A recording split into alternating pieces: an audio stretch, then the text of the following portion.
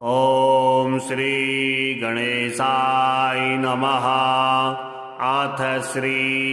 सूर्यस्तवराजस्तोत्रम् विनियोगः।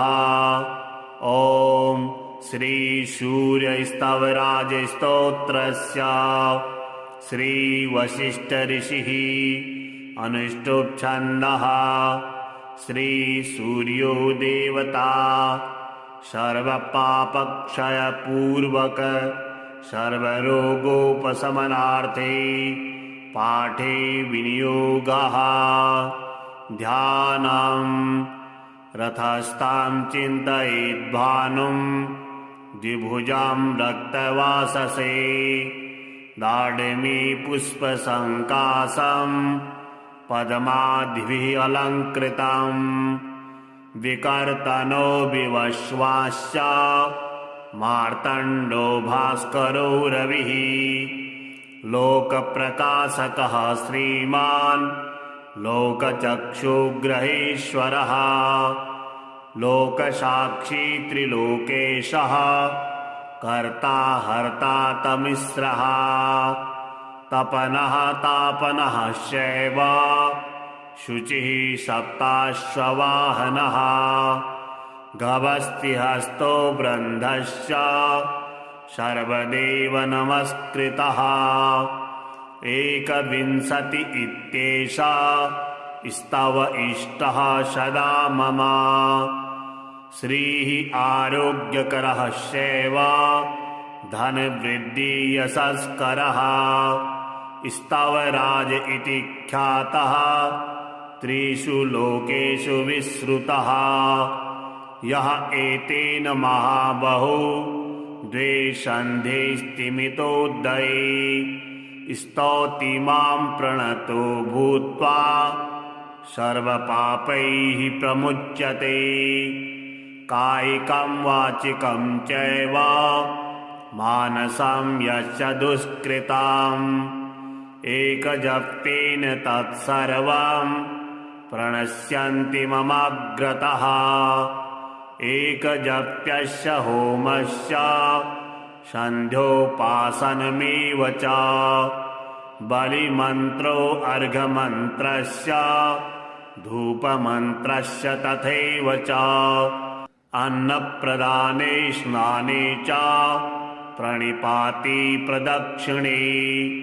पूजितोऽयं महामन्त्रः सर्वव्याधिहरः शुभः एवम् उक्त्वा तु भगवान् भास्करो जगदीश्वरः आमन्त्र्य कृष्णतनयं तत्रैन्वान्तर्धीयत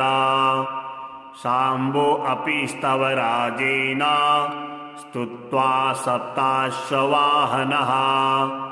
पूतात्मा नीरुजः श्रीमान् तस्मात् रोगाद् विमुक्तवान् रथस्थां चिन्तयेद्भानुं द्विभुजां रक्तवाससे दाढ्मी पुष्पसङ्काशं पद्मादिभिः अलङ्कृतम् विकर्तनो विवश्वाश्च मार्तण्डो भास्करो रविः लोकप्रकाशकः श्रीमान् लोकचक्षुग्रहेश्वरः लोकसाक्षी त्रिलोकेशः कर्ता हर्ता तमिस्रः तपनः तापनः शैव शुचिः सप्ताश्ववाहनः गभस्तिहस्तो ब्रन्धश्च सर्वदेव नमस्कृतः एकविंशति इत्येषा स्तव इष्टः सदा मम श्रीः आरोग्यकरः शैव धनवृद्धि यशस्करः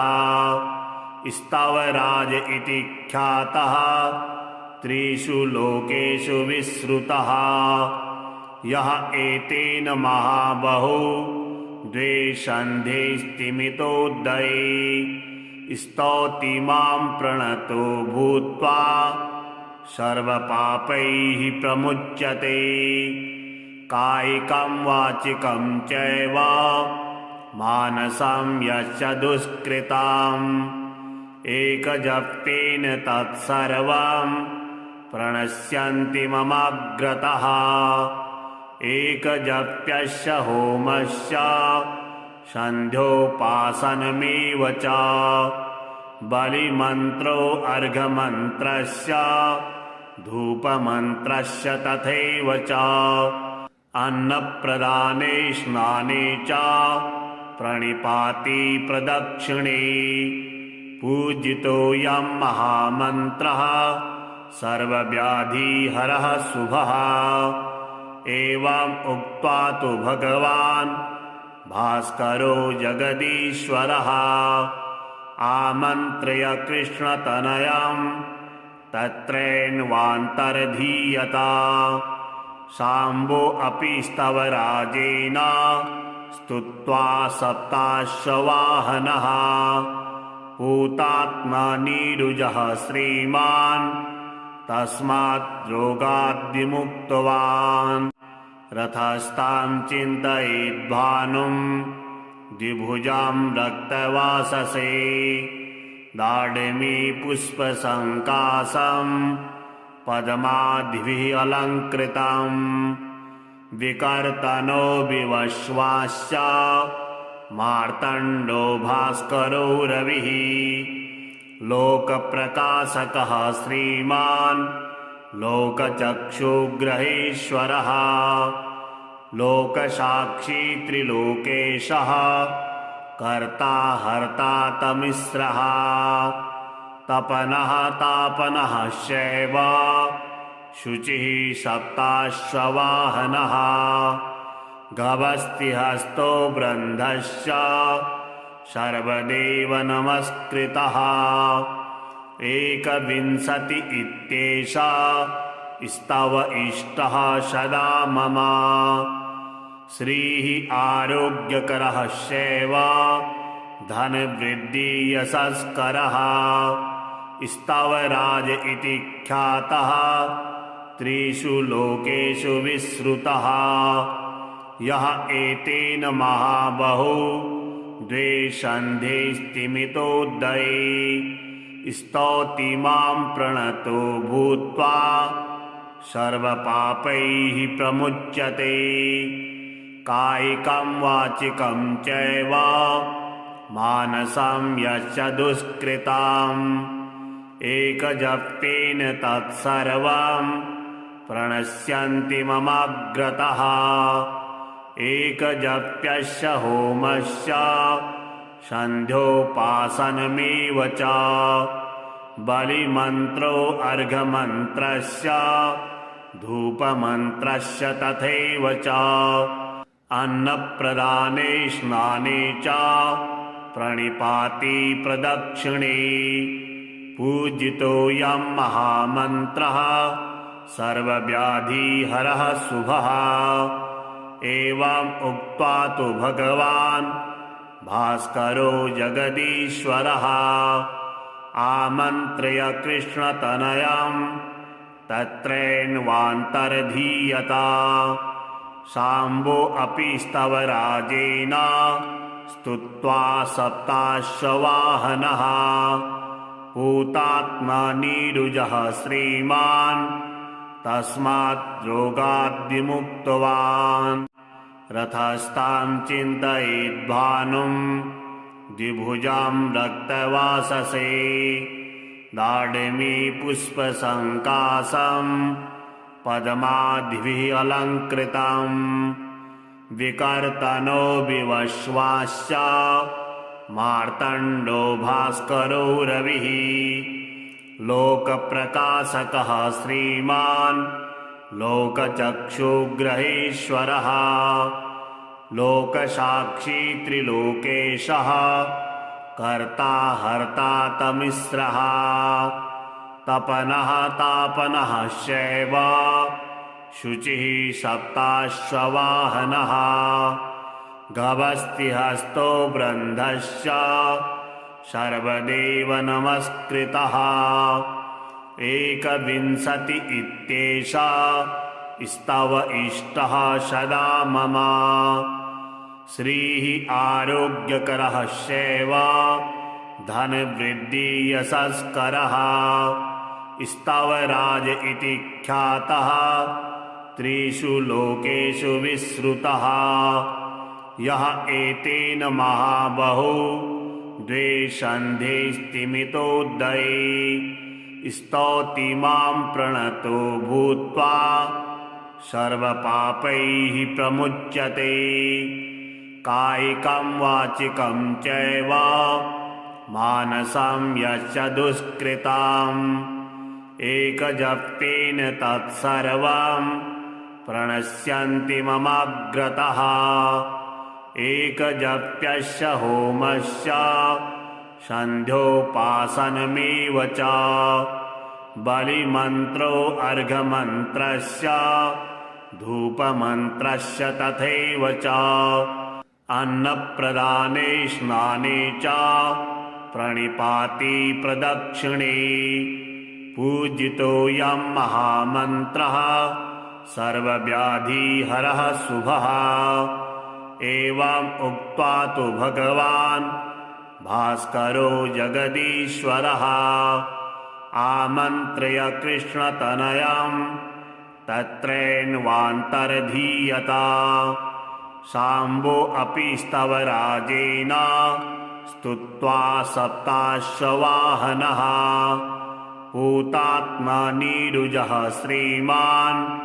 तस्मात् रोगाद्विमुक्तवान्। रथस्थां चिन्तयेद्भानुं द्विभुजां रक्तवाससे दाढ्मी पुष्पसङ्काशं पद्मादिभिः अलङ्कृतं विकर्तनो विवश्वाश्च मार्तण्डो भास्करो रविः लोकप्रकाशकः श्रीमान् लोकचक्षुग्रहेश्वरः लोकसाक्षी त्रिलोकेशः कर्ता हर्ता तमिस्रः तपनः तापनः शैव शुचिः सप्ताश्ववाहनः गभस्तिहस्तो ब्रह्मश्च सर्वदेव नमस्कृतः। एकविंशति इत्येषा स्तव इष्टः सदा मम। श्रीः आरोग्यकरः शैव धनवृद्धियशस्करः स्तवराज इति ख्यातः त्रिषु लोकेषु विश्रुतः। यः एतेन महाबाहो द्वे स्तिमितोदये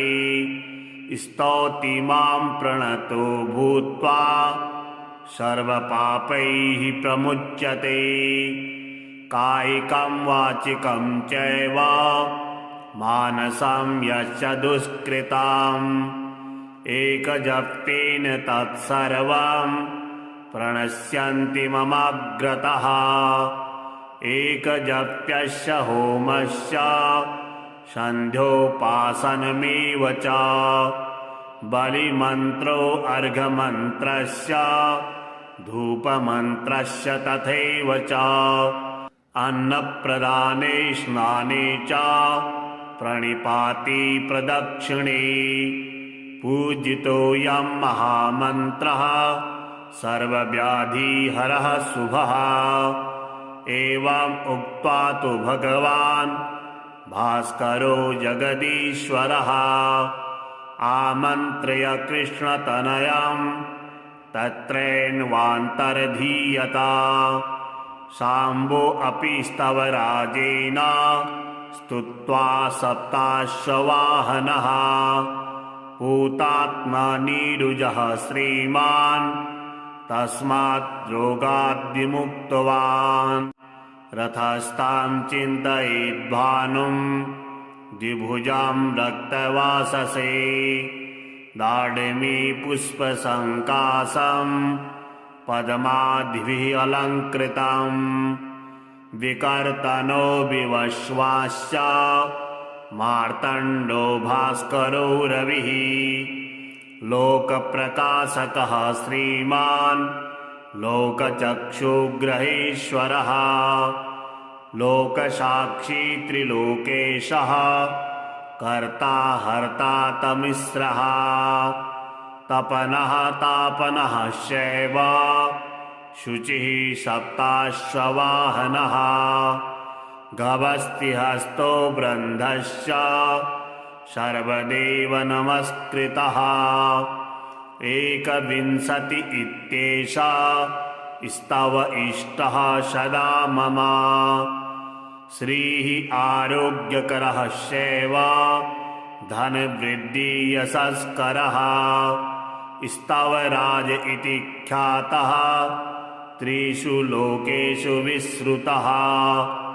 यः एतेन महाबाहो द्वे सन्धे स्तिमितोदये स्तौति मां प्रणतो भूत्वा सर्वपापैः प्रमुच्यते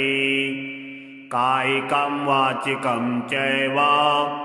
मानसं यश्च दुष्कृतम् एकजप्तेन तत्सर्वं प्रणश्यन्ति ममाग्रतः एकजप्यस्य होमस्य सन्ध्योपासनमेव च बलिमन्त्रो अर्घ्यमन्त्रस्य धूपमन्त्रस्य तथैव च अन्नप्रदाने स्नाने च प्रणिपाति प्रदक्षिणे पूजितोऽयं महामन्त्रः सर्वव्याधिहरः शुभः एवम् उक्त्वा तु भगवान् भास्करो जगदीश्वरः आमन्त्र्य कृष्णतनयं तत्रैन्वान्तर्धीयत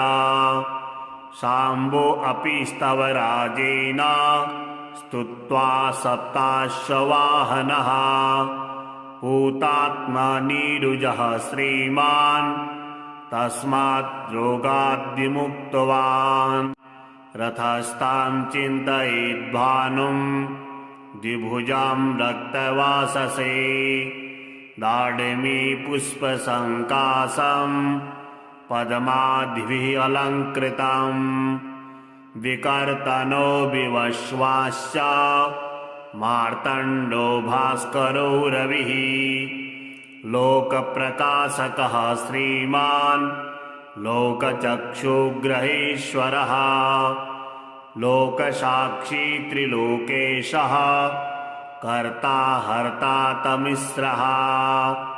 तपनः तापनः शैव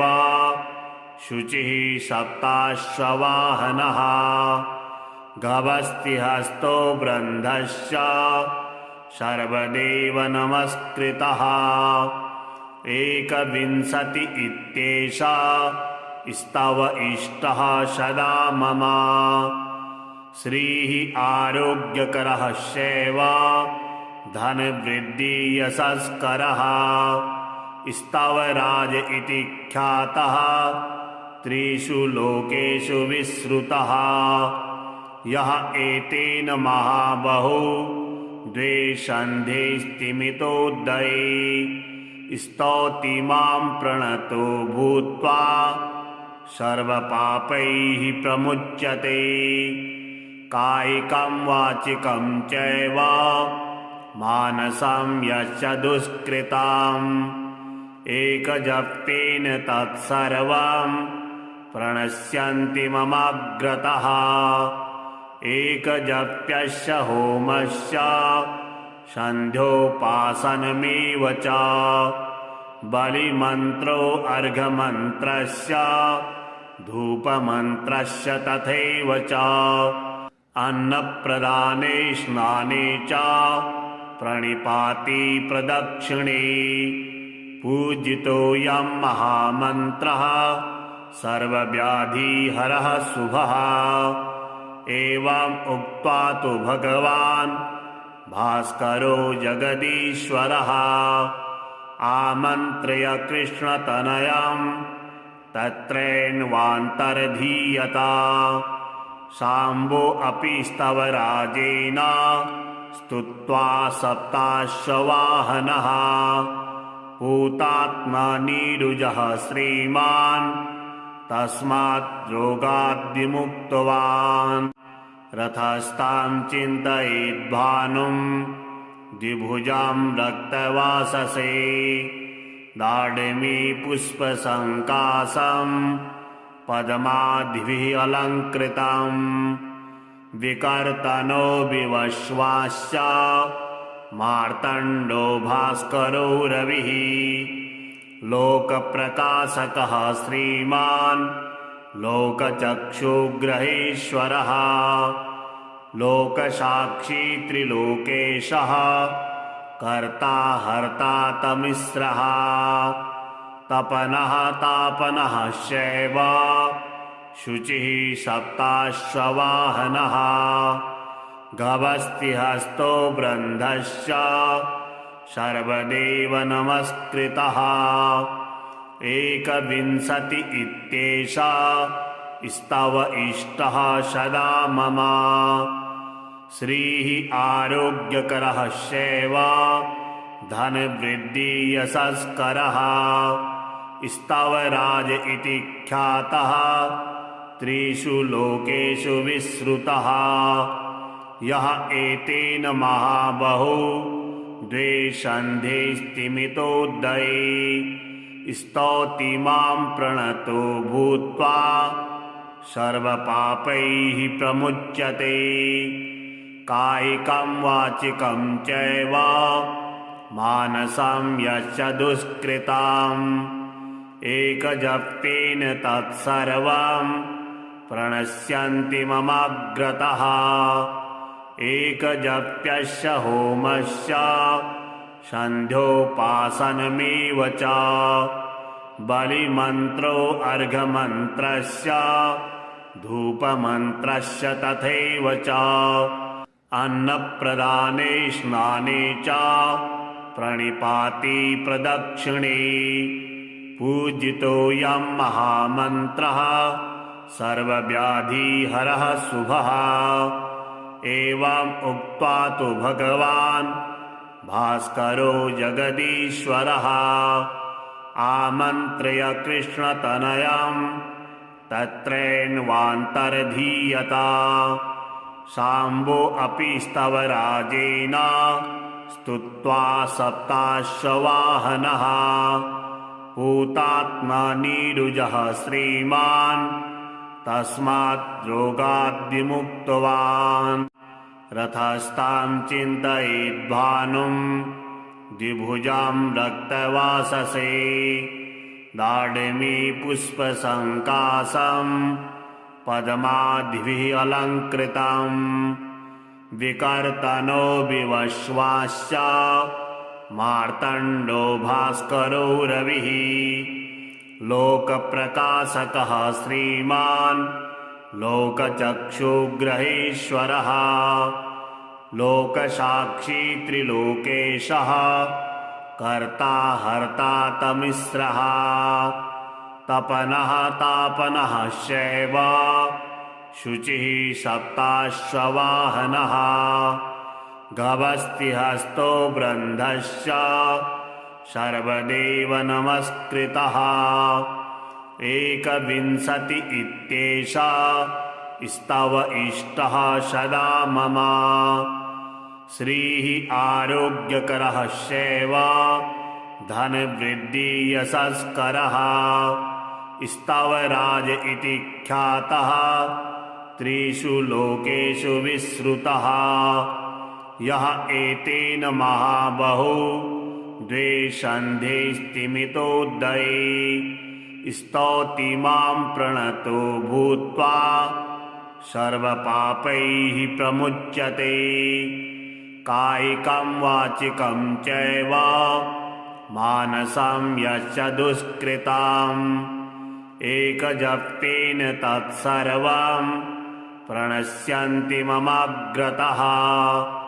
एकजप्यस्य होमस्य सन्ध्योपासनमेव च बलिमन्त्रो अर्घमन्त्रस्य धूपमन्त्रस्य तथैव च अन्नप्रदाने स्नाने च प्रणिपाति प्रदक्षिणे पूजितोऽयं महामन्त्रः सर्वव्याधिहरः शुभः। एवम् उक्त्वा तु भगवान् भास्करो जगदीश्वरः आमन्त्र्य कृष्णतनयं तत्रैन्वान्तर्धीयत। शाम्बो अपि स्तवराजेन स्तुत्वा सप्ताश्ववाहनः पूतात्मनीरुजः श्रीमान् तस्मात् रोगाद् विमुक्तवान्। रथस्थां चिन्तयेद्भानुं द्विभुजां रक्तवाससे दाडिमी पुष्पसङ्काशं पद्मादिभिः अलङ्कृतम् विकर्तनो विवश्वाश्च मार्तण्डो भास्करो रविः लोकप्रकाशकः श्रीमान् लोकचक्षुग्रहेश्वरः लोकसाक्षी त्रिलोकेशः कर्ता हर्ता तमिस्रः तपनः तापनः शैव शुचिः सप्ताश्ववाहनः गभस्तिहस्तो ब्रन्धश्च सर्वदेव नमस्कृतः। एकविंशति इत्येषा स्तव इष्टः सदा मम श्रीः आरोग्यकरः शैव धनवृद्धि यशस्करः स्तवराज इति ख्यातः त्रिषु लोकेषु विश्रुतः यः एतेन महाबाहो द्वे सन्धे स्तिमितोदये स्तौति मां प्रणतो भूत्वा सर्वपापैः प्रमुच्यते कायिकं वाचिकं चैव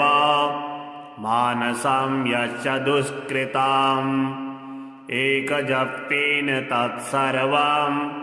प्रणश्यन्ति ममाग्रतः एकजप्यस्य होमस्य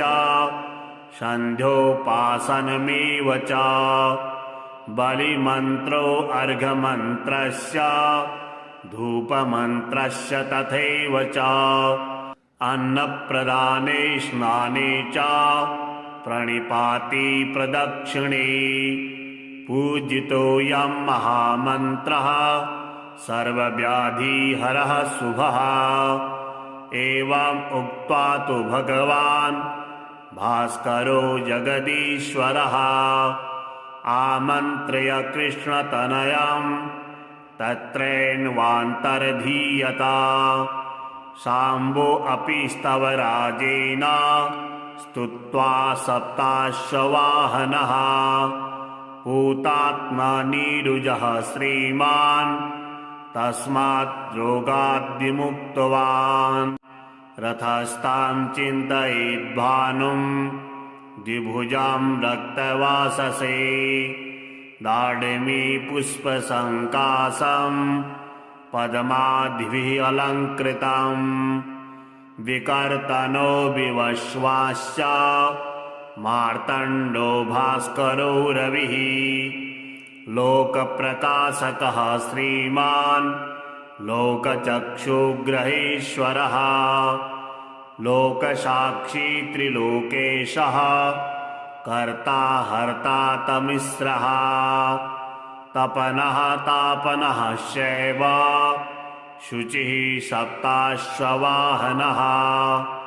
गभस्तिहस्तो ब्रन्धश्च सर्वदेव नमस्कृतः एकविंशति इत्येषा स्तव इष्टः सदा मम श्रीः आरोग्यकरः शैव धनवृद्धि यशस्करः स्तवराज इति ख्यातः त्रिषु लोकेषु विश्रुतः यः एतेन महाबाहो द्वे सन्धे स्तिमितोदये स्तौति मां प्रणतो भूत्वा सर्वपापैः प्रमुच्यते।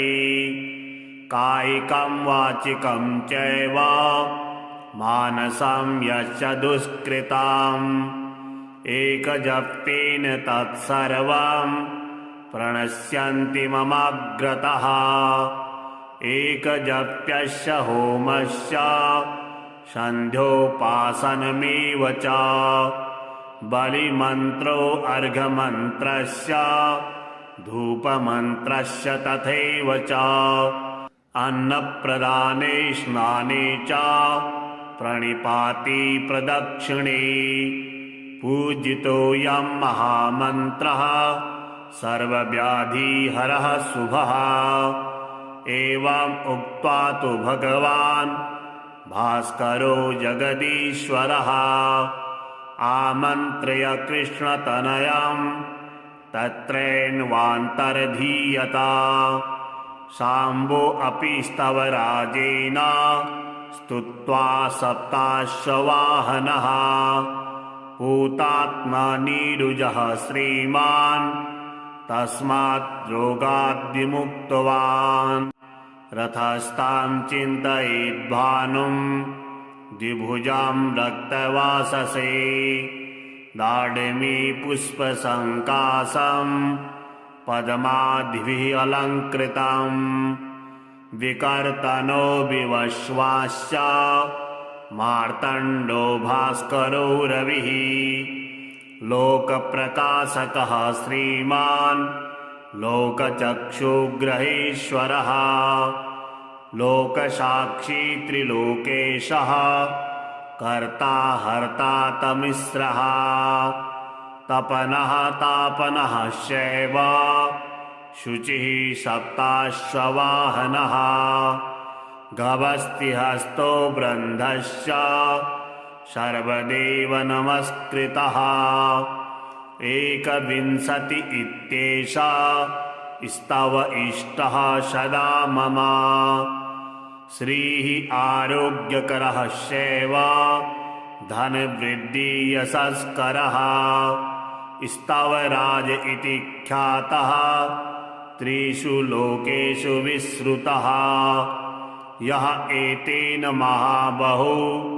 द्वे सन्धे स्तिमितोदये स्तौति मां प्रणतो भूत्वा सर्वपापैः प्रमुच्यते। कायिकं वाचिकं चैव मानसं यश्च दुष्कृतम् एकजप्येन तत्सर्वं प्रणश्यन्ति ममाग्रतः। एकजप्यस्य होमस्य सन्ध्योपासनमेव च बलिमन्त्रो अर्घ्यमन्त्रस्य धूपमन्त्रस्य तथैव च अन्नप्रदाने स्नाने च प्रणिपाते प्रदक्षिणे पूजितोऽयं महामन्त्रः सर्वव्याधिहरः शुभः। एवम् उक्त्वा तु भगवान् भास्करो जगदीश्वरः आमन्त्र्य कृष्णतनयं तत्रैन्वान्तर्धीयत। शाम्बो अपि स्तवराजेन स्तुत्वा सप्ताश्ववाहनः भूतात्मनीरुजः श्रीमान् तस्मात् रोगाद्विमुक्तवान्। रथस्थां चिन्तयेद्भानुं द्विभुजां रक्तवाससे दाढ्मी पुष्पसङ्काशं पद्मादिभिः अलङ्कृतं विकर्तनो विवश्वाश्च मार्तण्डो भास्करो रविः लोकप्रकाशकः श्रीमान् लोकचक्षुग्रहेश्वरः लोकसाक्षी त्रिलोकेशः कर्ता हर्ता तमिस्रः तपनः तापनः शैव शुचिः सप्ताश्ववाहनः गभस्तिहस्तो ब्रन्धश्च सर्वदेव नमस्कृतः। एकविंशति इत्येषा स्तव इष्टः सदा मम श्रीः आरोग्यकरः शैव धनवृद्धि यशस्करः स्तवराज इति ख्यातः त्रिषु लोकेषु विश्रुतः यः एतेन महाबाहो द्वे सन्धे स्तिमितोदये स्तौति मां प्रणतो भूत्वा सर्वपापैः प्रमुच्यते कायिकं वाचिकं चैव मानसं यस्य दुष्कृतम् एकजप्तेन तत्सर्वं प्रणश्यन्ति ममाग्रतः एकजप्यस्य होमस्य सन्ध्योपासनमेव च बलिमन्त्रो अर्घ्यमन्त्रस्य धूपमन्त्रस्य तथैव च अन्नप्रदाने स्नाने च प्रणिपाति प्रदक्षिणे पूजितोऽयं महामन्त्रः सर्वव्याधिहरः शुभः एवम् उक्त्वा तु भगवान् भास्करो जगदीश्वरः आमन्त्र्य कृष्णतनयं तत्रैन्वान्तर्धीयत शाम्बो अपि स्तवराजेन स्तुत्वा सप्ताश्ववाहनः भूतात्मा नीरुजः श्रीमान् तस्मात् रोगाद् विमुक्तवान्।